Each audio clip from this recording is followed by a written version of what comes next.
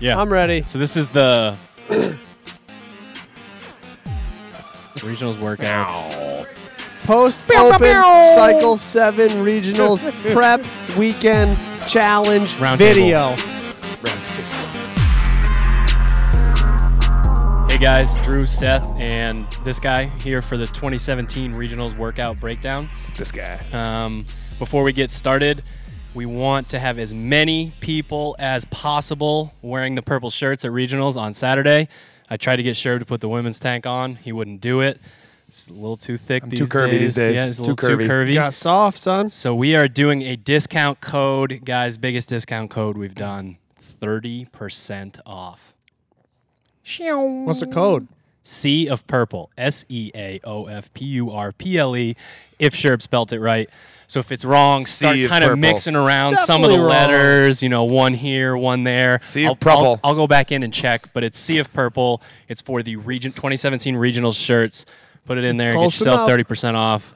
And everybody else that already has it, Saturdays at Regionals, wear your purple, scream when our guys and girls are going, and then lay down and don't show yourselves when anybody else is going. Just boo. Right. No.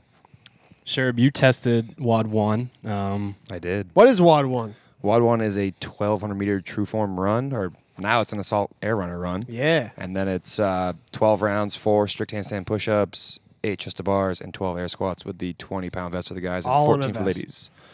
It is a transition workout along with a running workout. I feel like people are going to underestimate how hard they have to run on this piece and not run hard enough and then regret it afterwards. I mean, that's kind of how I felt after I had finished the workout, is I didn't run hard enough because none of the gymnastics movements ever got really that tough individually, but the transitioning between the two, or between the 3 movements and then the run, I wish I had, in retrospect, gone harder. In the standards video, does it show precisely the distances that people will have to transition? It didn't precisely show it, but it a lot looks like the one you had with the chest piece and the rope climbs from a couple years back, 2014, where you had to move it down the floor. It's the same idea. So each round, you're going to have to go further to do your air squats than you did the round previous, or like Nate last year. So you do the stuff on the rig the same, obviously. Then you do your air squats, then you move your piece. Chest piece, you have to go then further run each back. time. Exactly. Okay. So each round, the run to the air squats and back to the wall for the handstand push-ups gets further. So, I mean, having tested with these guys, one thing we stressed with them is transitioning, because a lot of people tend to walk those parts, and when they walk those parts, they add seconds to workouts they didn't realize they were doing.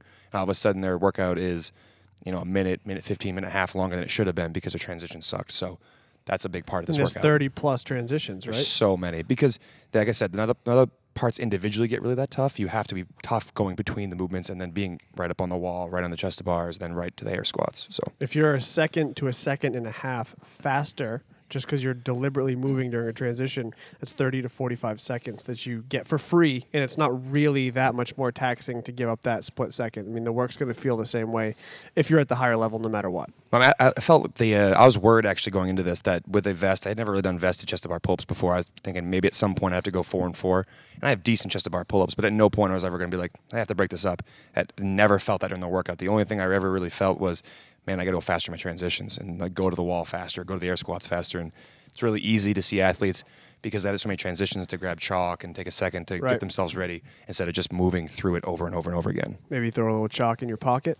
I would. I mean, I don't see why you wouldn't do that if you have shorts with pockets. You know, throw them in there and help you transition faster. How hard did you run? If you put like a percentage on it, I mean. I'm not very comfortable running with a vest, so I ran probably a little too comfortable. It took me about 6 minutes to do the run, and I've heard from other people they did the run in like 5.5, low 5. A couple sub-5s too. Yeah, so I mean, I'm not a particularly good runner, but so my question's leading into, if you ran at 60%, are you suggesting that someone sprints the 1,200, or are you saying? I said I ran about 70% of what I could have potentially run, to be honest. And are you saying to go to 100, or are you saying to just run a little bit harder? I personally would have ran harder. I mean, it took me, like I said, 6 minutes.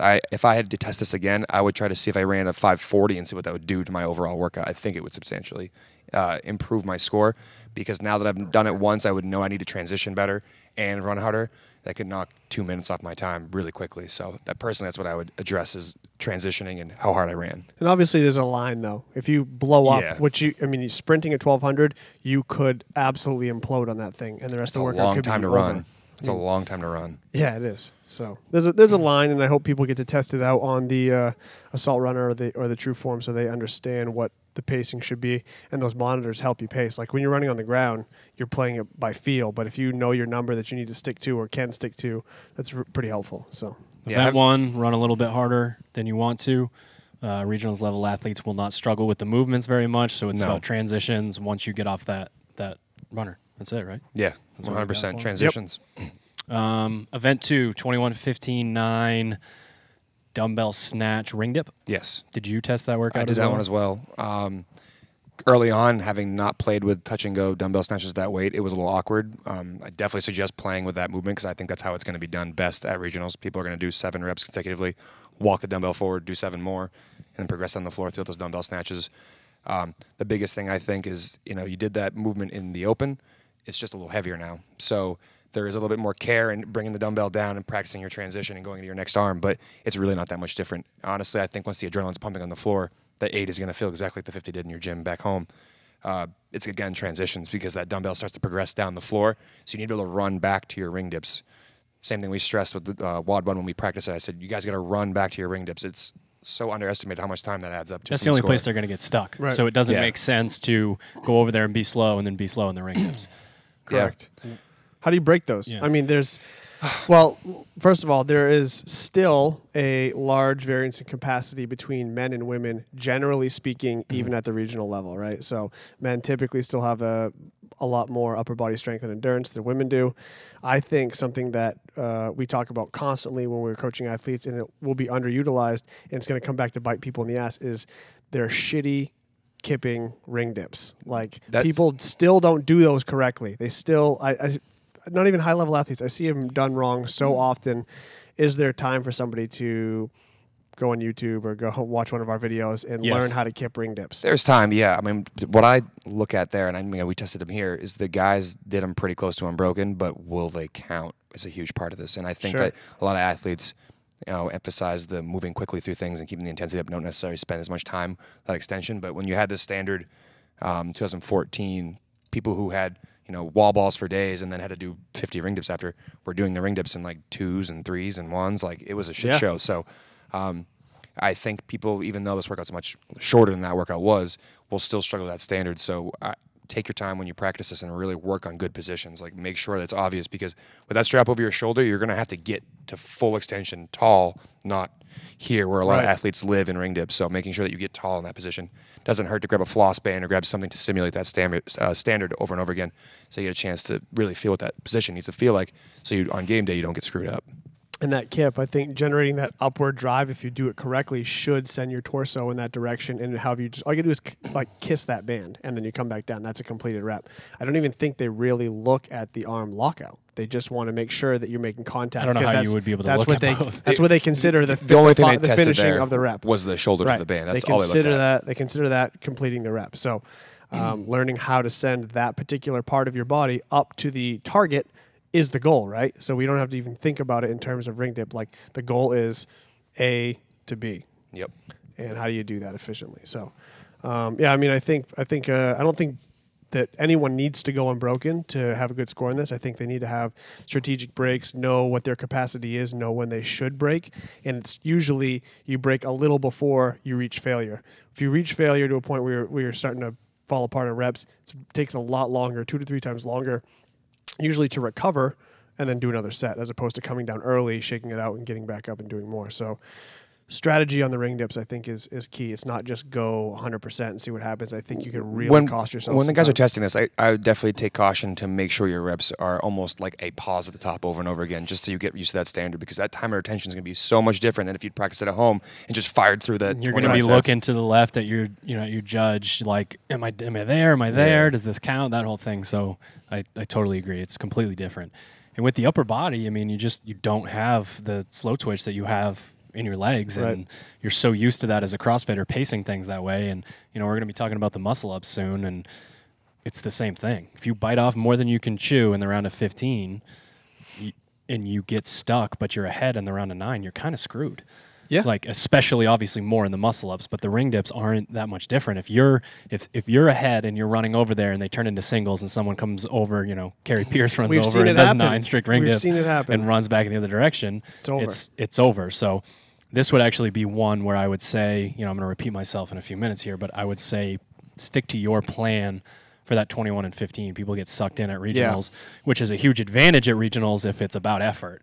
But if it's about blowing up, you have to play your own game. So, agreed.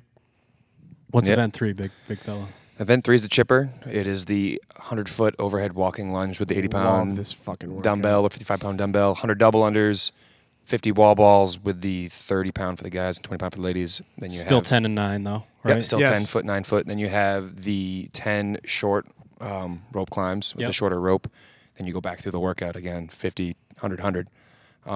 To me, this reminds me so much of the 2014 workout where the middle movements end up dictating it. The gymnastics are obviously different, but the middle 3 movements are what cost people in 2014. It's going to be the exact same thing that happens. Wasn't it wall ball, ring dip, wall ball? Exactly, Same thing. It's basically the exact same thing except for one's now pressing instead of pulling. So And 30-pound wall balls, I know we're talking different about animal, regionals athletes, but fuck, they're still so much harder. Oh yeah, so much harder. Sure, especially when you cook your shoulders through lunges, and then most people don't stay super relaxed in the. Now, are there 2 different styles of athletes here? Is there an athlete that's so good at wall balls and maybe struggles a little bit with the rope climbs that they should crush those and put themselves in a position to be okay at the rope climbs? Or is everybody breaking these up? I mean, if you're a rope climb machine but the wall ball is heavy, do you start to break up there? Man, there's a lot of like ifs, ands, ors, and buts in that. I for feel sure. But do those athletes exist where you would say to this person, you're going to need to break these up so that you can fly up the rope or knock them out? Do those 2 athletes exist? Man, I don't know. I feel like the only example that I would have happens to be great at both of them. So he's not a really good example of a bigger athlete, but I think about bigger athletes who handle that 30-pound ball with no problem. Also don't really typically like the legless rope climb as much, and you have to start legless. 2 or 3 pulls legless before you can put your feet on the rope is usually what people are seeing. So you could have that athlete that's bigger. Those first couple pulls are really tough, and they struggle and they have to really pace those rope climbs out. But they handle the wall balls. If they handle them fine and they're not blowing up their metabolic capacity, whereas now they have to pull their weight and they can't breathe, then that's fine. You let them push themselves through the wall balls. But if you think that breathing and standing around is an issue already for these bigger guys, I think you just kind of let them pace smooth through the wall balls, break them up, and let them feel as fresh as possible going into those rope climbs and then tear through the remainder. I don't know of anyone offhand who I would suggest that to, though. Even Travis, who will admittedly tell you this rope climbs are not his strong suit, he's probably going to do those wall balls in 2 sets. And I wouldn't be like, oh, just do 5 sets of 10 and be fresh on the rope. It's just not going to do that. Right. And I just look at those athletes and I think, most people that are really good at wall balls even if they're really good at them, they're gonna get tired. They're gonna start breathing heavy. And everyone's gonna be tired. And everyone's gonna be tired. But you get to that, and then I think of movements that I hate to do when I'm tired, and climbing rope is top of the list. It's hard to convince yourself to go back up the rope, especially when you have to start legless. And I know we're talking about different athletes versus, we're talking about regional athletes who are going to do well at this workout. Yeah. Personally, I think that it may make sense to do 2 sets or 3 sets. I don't think you need to do 5 sets of 10, but I think breaking the wall ball is a intelligent strategy in this workout. There'll be very, very few people who hit 50 wall balls with that after the first 2 things, considering it's shoulder, wall balls with a 30 is shoulder intensive again. There'll be very few people. And then you go into double unders, and then you go into holding a dumbbell over your head. So outpacing yourself in that to show that you can do 50 wall balls in a row doesn't make any fucking sense. That doesn't make any sense at all. But you could do, a lot of the stronger guys can do 2 to 3 sets comfortably. Those numbers are just right in their wheelhouse. Let's talk about those rope climbs. Last year, what was so frustrating to watch with the CrossFit Games athletes is the people that tried to deny the fact that this was a legless rope climb for basically pretty close to the whole thing. Yeah. And they searched and searched and searched with their feet barely hanging onto the damn thing. Whereas all of them are good at legless or good enough at legless. I mean, they had to prove it. They've had to prove it the last few years at regionals, right, where you should know what your jump feels like in this workout. You should know how many pulls you're going for to get it every time. And maybe that is 1 full pull higher then you could maybe lock your feet in. 100%. Like, you got to get that extra one up so that no matter what, when you go to hook your feet in, you can really get them nice and high. You can get them where you need to be. Like, it was really frustrating to watch. And I know that when they throw it at you and you just don't think about it and you try to manipulate it while you're doing it, it's one thing. But this year, there's no excuse for someone, dangling from the rope for way too long. Time under tension. That's the issue right there. Yep. And then the thing swinging. Like, get your ass up the rope. All of you are good enough at legless rope climbs. I get mad when I see somebody take 2 or 3 attempts to sink their feet. It's like you've just been hanging from the rope using your grip equally as much as if you were pulling, and now you just wasted. Yeah, it probably feels harder when you're hanging. It probably no is. Momentum. I get so frustrated when I watch athletes over and over again try to hook their foot. Just reach up and pull again. You're about to watch it for a month. I know. When there's no weight on the bottom of the rope, it doesn't grip as well. The long ropes have plenty of weight. It allows you to sink your feet. When there's no weight, it doesn't work. So you have to be able to pull at least one pull higher, like you said, than anyone else. And then it's very easy to sink your feet in. And it's almost one reach from that point, and it's like your quick break. Sinking your feet and standing and touching is like your break, and then fireman your ass down that. And those first few pulls of your legless, that's when they feel good. They feel good. Yeah, that's the exactly. So it doesn't make any sense to dangle there. No, none whatsoever. Yeah, and I don't think I think people were really terrified about the overhead lunge, but if they haven't worked their way through that yet and felt the snatches and everything and the overhead squats, it's old news now. You have to be able to hold one dumbbell over your head, externally rotate, use your lat, use your upper back. Don't just try to hold it with your hand. It's heavy enough that if you don't do it correct, you'll just fail pretty much. So find the spot that feels very comfortable overhead with the lunge and just be consistent with it. So that's event 3. 4. Event 4. What is it? Event 4. Oh, come on! You drawing a blank right now? You stalling? It's the handstand walk. Yeah, handstand walk with the toes to bar and the kettlebell. I look at this and I see a lot of things that are pretty funny to me on Instagram. Everyone's setting up their own kettlebell deadlift, but to me, I think that's a pretty small part of this workout. I think again, it's depends on who the athlete is. It does, but I think it's mostly the transitions and who can stay consistent on the handstand walk. I think that's going to hang some people up in terms of when you get to the round of 14 and 16. Are you going to be still kick up on your hands and go again? I think people are going to outpace themselves with the grip portion of the workout at the beginning. And then they're going to pay for it a little bit. End up standing around in the that's my opinion. Because toes to bars feel easy, and then you hold on for 2 bigger sets, and then it's gone. Absolutely. You see that with toe to bar a lot. Because toe to bar is that movement where you don't drop down and your heart rate's really high, like a bar muscle up or a chest to bar. It's a lot of swinging. So people. But I just I've talked to some people that have very good grip strength, and they're like, yeah, man, it starts to get. Because you crank that wrist back every single time you go to do that handstand walk. So that's another one where it takes no time at all to drop down from the pull-up bar and then jump right back up. So in my opinion, you just have to be smart at the beginning. And if you paced a little bit too much at the beginning, that just means you're going to go faster than other people at the end. So. What's the total count on the toes to bar in that workout? It's like 60-ish? Yeah, right around that. I can't even think of the 10 to 16, right? So it's 10, 12, 14, so 16. 62? So, I don't know, 50-something? Whatever. It's not that many. Yeah. The point is, it's not that many. And so do either of you guys think that it would be worthwhile, because it's so few toes to bar, to maybe shorten that kip and do kind of those more rapid fire style in this case, so that you don't get that super long turn with the hand, you don't have extra time under tension on the bar itself? First 2 sets maybe? I think people do it early, and I think people have to resort back to the correct way once they get tired. Otherwise, they're just going to burn themselves out. Yeah. The reason I ask is because I've already talked to an athlete who we all know, who has incredible grip strength for their size. And this athlete went completely unbroken and went rapid fire toes to bar the entire way. And I haven't heard a score anywhere near this yet reported back. So, yeah, hip flexor's not that big a part of this workout. Yeah, that's true. Yeah, it's the only part that's only used on the toes to bar. And they're broken up into so many sets, and there's so much time between them. Yeah. That shouldn't we just develop an opinion and then stamp our feet down and not ever change it? Not go back on it? Yeah. Well, I know. We talked about it enough. You have to do toes to bar one way. Well, this time you can do them another way. So I was talking about that with the muscle ups today with an athlete. Yeah. The butt kip versus the knees up. Hey, if you're not willing to kind of change and adapt when the sport changes and adapts, then you're fucked. So we saw that with people who were on teams last year that, were maybe individual athletes in the past and had gone too smoothly through team events, and they were just the slowest people out there. So I mean, this kind of comes back to this, I think, that every once in a while you have to adapt to the playing field and what everyone else is going to try to do to get through something when it's this, short. I do have one note about it came to mind because of you, the kettlebell deadlift. If you had, Sherb has the mobility to have his ass to the sky in a deadlift and still not have a rounded back. But if you don't have tension in your shoulders to stand up straight, it's almost more like a sumo kind of. Yeah, it is, the for way sure. that you have to get tension through your arms and pick up your torso.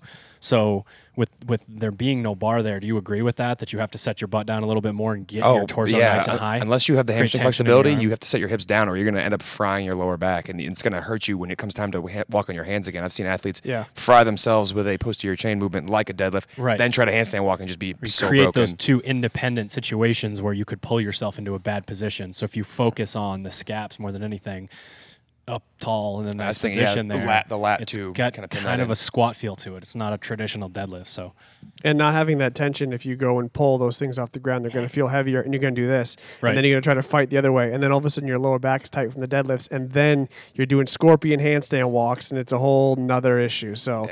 And that's going to be pretty common. And we saw that at the games. The guys would deadlift them up and then do the like get themselves into this position. So if you treat them a little bit more like a squat, with your feet close together, I think people are going to have a better time. Agreed.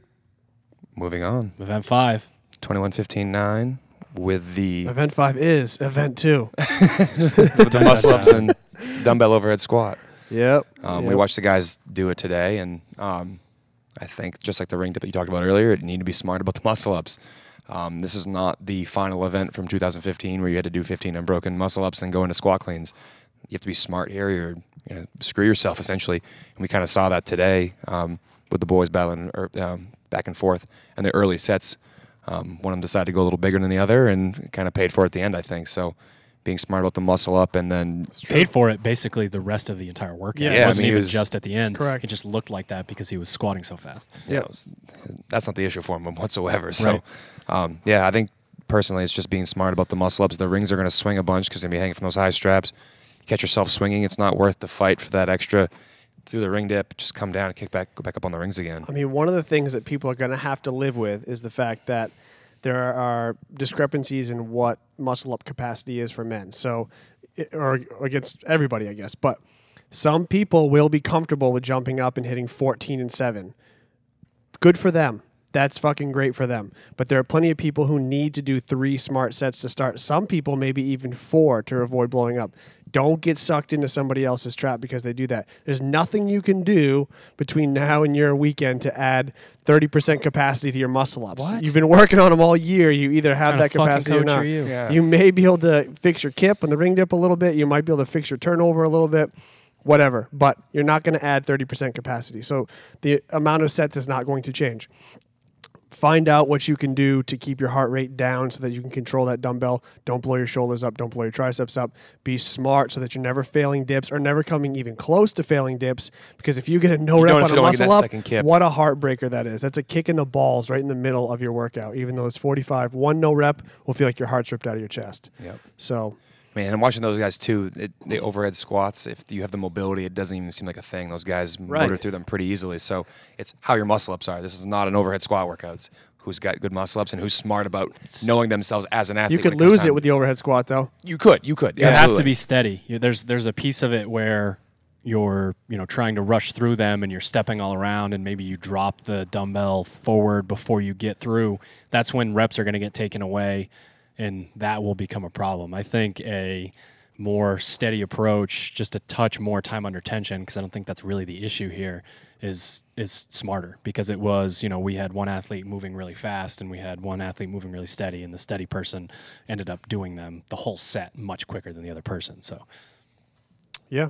And transitions, how important is it to getting back and forth between the rings and the dumbbells? Is it a sprint or is it... It's really important to get from those rings to the... That's true. To the squats. Yeah. That's for sure.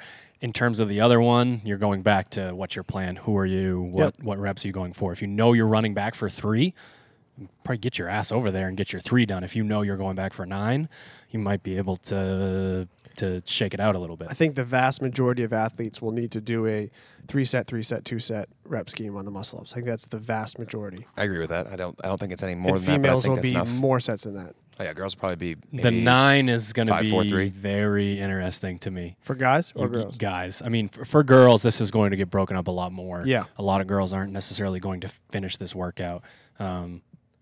The guys, I can just see someone going over and thinking they can do 5 and 4. Oh, yeah. And 5 is not, in my opinion, not going to cut it for a 2 set. It's going to be like 6 or 7. Yep, you're probably right. 6'3", I would agree. 5'4" is brutal when your arms are that blown up. Yep, and people, you know, the one thing that I will say, you know, if you are doing these workouts, you're going to regionals, the biggest thing that I'll say is stay within yourself in terms of the form that you use on these muscle ups. Rep 1 through rep 45 should look the same. So many people, you get blown up in the arms and then you stop kipping, you start using your arms more. You have to be able to like kick back into that subconscious, not think at all, just go through the motion of what you're used to doing. A really nice, clean muscle up, regardless of where you're at in the set. What should be nice about this versus, again, 2015 is that it's not a 15 muscle up sprint. You can go over to the rings and take your time so you're not like Dusty jumping from like a mile out to grab the rings and already setting himself up. But that was awesome. I mean, it was badass. But at the same time, we don't want to be doing that, setting ourselves up for muscle ups over and over again. You have the time to get to the rings, make sure you're underneath them, jump up, and have your kip start the correct way versus, you know, being Superman into the rings. True that. And the last thing with the muscle ups is I am talking to most of my athletes about trying to find that butt kip a little bit more than driving the knees up, just in terms of what this weekend is doing to their shoulders and where they're going to be at, and maybe being able to use their chest a little bit more in this. It'll vary from athlete to athlete. I'd want to see the athlete go before making that distinction. Yeah. But so many people, that last little bit where they're really upright, like a traditional ring dip, I think is going to bother them. Whereas someone who's doing that, the thing that we don't like so flying much, push-up. the flying push-up, it's a rep. It has been a rep for years. So if that's something that you have in your arsenal, I would test both scenarios. Yeah, and anyone with significant enough capacity to be able to make the change like that, I mean, those are the only people that I think can make the change. You can't take someone who already struggles with muscle ups and be like, right. So we're going to recreate your muscle up here a week before you're going to go. That won't work.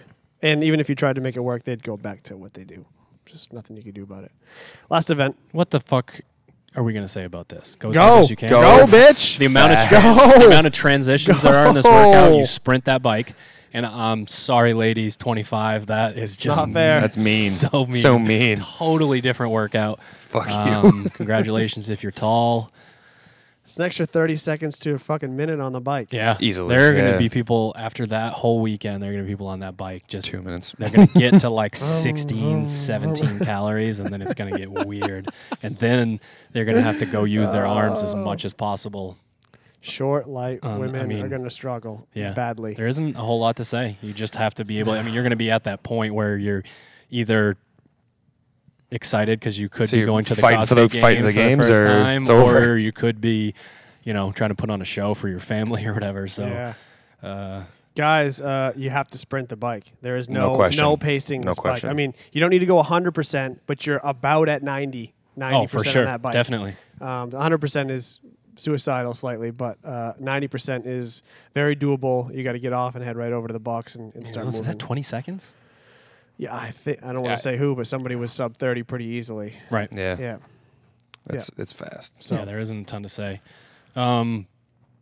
Because it's fun, what is your guys' opinion on what we've got going on here for regionals? I know that people the whole weekend. Yeah, the overall, I love it. I love it. I think it's such a great statement that he made that you don't need a barbell to test fitness. That I do have a couple gripes. 6 events, it's not enough for me. I want it if they were going to change it. Go 8. Go to 8. Yeah, don't go down. Don't We're go trying down.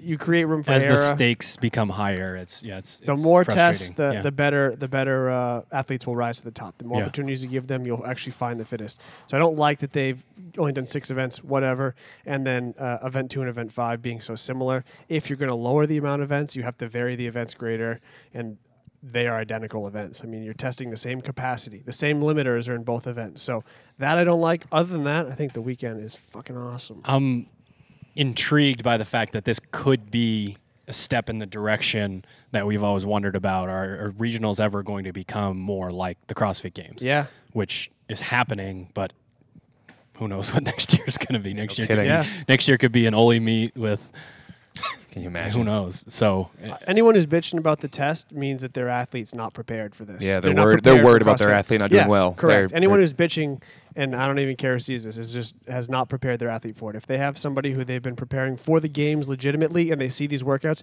they should be it's just dropped one enough hints move. about it. They walk downstairs, the athlete couldn't overhead squat the dumbbell, and they're like, "This is stupid." Yeah, I mean they should be pumped. If you were legitimately prepping an athlete for the games, you got almost like a fucking meatball served to you, hit out of the park.